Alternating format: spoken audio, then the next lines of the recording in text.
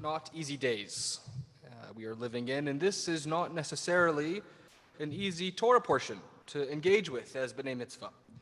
And you did so with good learning and commitment to our people and to our traditions, and it shows with great pride as well. So, Yasher Koach to you both. I'm going to ask us all to take a moment and think about your favorite section of Torah. Maybe it's a compelling narrative, like the story of Abraham setting out from his native land, or Jacob wrestling with an angel. Maybe it's a foundational part of our tradition, like the giving and the receiving of the Ten Commandments, or learning the Shema, or the Exodus from Egypt. Whatever story or section that you are thinking of, I would be so bold as to say that for most of us, the odds are that it does not deal with the sacrificial cult outlined in the book of Leviticus. And this week we find ourselves in the third portion of Vayikra Parshat Shmini, and so far we have read a great deal about how to prepare and perform sacrifices. And we learned from our B'nai Mitzvah some of the struggles that our rabbis have dealt with over the centuries. We obviously do not sacrifice animals 3 times a day in our contemporary setting. Daily prayer has replaced daily sacrifices ever since the destruction of the Second Temple in Jerusalem. And being so far removed from this type of Jewish practice, we often look down on it and find it hard to find meaning in the Torah portions that deal so heavily with the details of animal sacrifice. And this is true of this week's portion as well, in which God finally instructs Moses to open the Mishkan for business and to start actually performing these rites that have been described. In the opening verses, Moses commands his brother Aaron, the priest, "Come forward to the altar and sacrifice your sin offering and your burnt offering, making expiation for yourself and for the people. And then sacrifice the people's offering and make expiation for them as Adonai has commanded."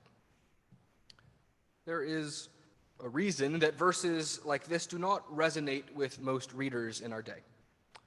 It's been some 2,000 years since we've had either Jewish priests or sacrificial offerings. The Jewish praxis of today looks incredibly different from what is described in the chapters of Leviticus. And for many, the faith of our ancestors is unrelatable, if not completely unrecognizable.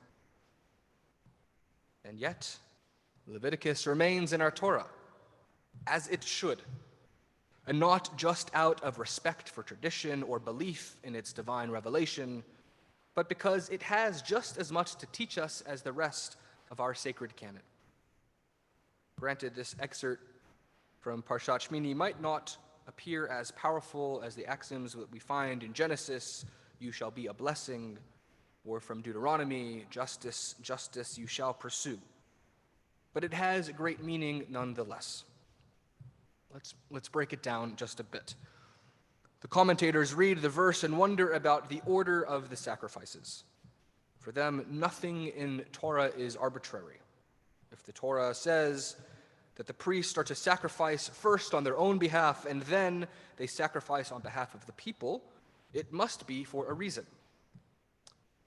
Commentator Ibn Ezra writes that no one can make atonement for someone else before he himself is completely cleansed of his sin. For many, this teaching might be interesting enough. It helps us understand the order, the reasoning for the sacrificial offerings. But for those of us not planning on donning priestly garments anytime soon, there's still a challenge of relating these words to our lives. Abarbanel, another commentator, also offered some insight into this seemingly unremarkable verse. And before we turn to his commentary, it is worth noting that Abarbanel lived in the Iberian Peninsula during the 15th century, about 1,500 years after the last priest made the last offering in Jerusalem. And just as we read these sacrificial instructions and struggle to understand the procedure and the meaning, likely so did Abarbanel. Perhaps he even questioned how the teaching could be relevant to him. And maybe that explains his comment. Abarbanel read the verse and saw a universal teaching that extended far beyond the members of the priesthood, stating, "You must adjust your own situation before helping others." Whenever we are able to go back and travel on airplanes, you can impress your fellow passengers during the oxygen mask announcement with this gem of rabbinic text that you must adjust your own situation before helping others. We start with a Torah verse telling us the precise order of animal sacrifices. And Ibn Ezra, an early commentator, teaches us that the priest must first cleanse their own sins before they can do so for the people.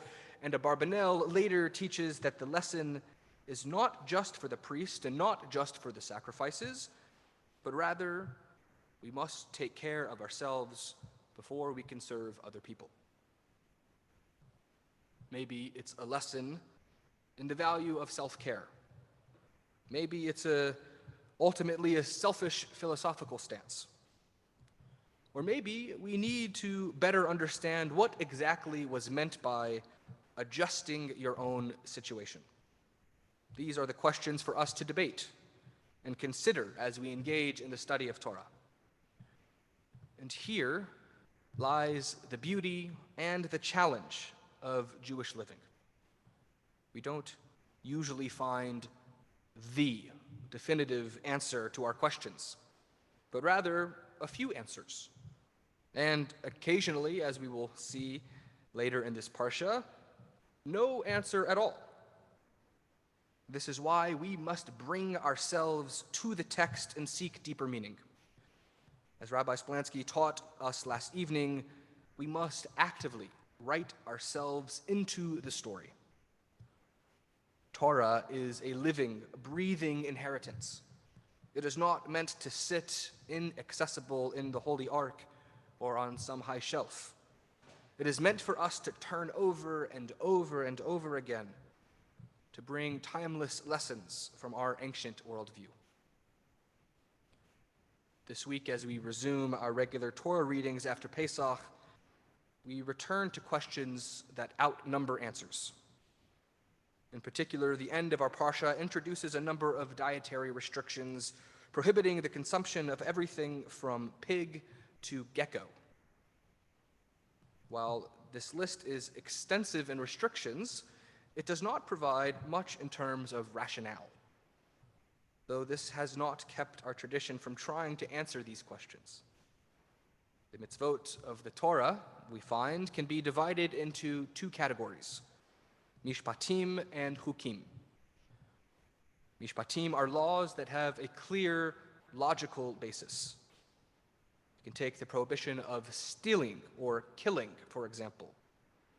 Even without the Torah as our guide, we would probably conclude that society functions best when property rights are respected and when we do not murder each other. Chukim, on the other hand, are laws that we might never consider without the Torah, and that we struggle to understand. The most famous example comes from Deuteronomy, that of shatnez, the prohibition of mixing wool in linen fabrics. And while there are attempts to explain this law, most agree that the reason for not wearing mixed fabrics is because the Torah says not to wear mixed fabrics. As my Israeli professor of biblical grammar used to say about the complex rules of Hebrew syntax in the Torah, lama kacha. Why? Because. Not surprisingly, there are no definitive answers to the chukim. But we will end with an observation. We are hardwired as human beings to search for answers. We seek to make sense of our world. And part of that means making sense of our tradition as well. We are assured of the obvious uncleanliness of the pig compared to the impeccable hygiene of the cow or the goat. Maybe we are right. But maybe the rational explanation we crave simply is not here. Our tradition cannot be neatly explained at all times, and that is okay. In fact, this introduces a beautiful element of faith and trust in God. Every mitzvah that we take on, but do not fully understand, is an act of acceptance of the divine will. It is an act that recognizes that our finite minds cannot fathom the intricate details of our reality, and so we must ultimately accept them on faith. We are the people of the book that provides more questions than answers. And so, as the people of this book, it is our task to engage with the questions. Even when we know we will never find a fully satisfying answer. Ultimately, as we read parts of our tradition that appear less relatable to our lives, we must remember that they are filled with holiness and wisdom. Shabbat Shalom.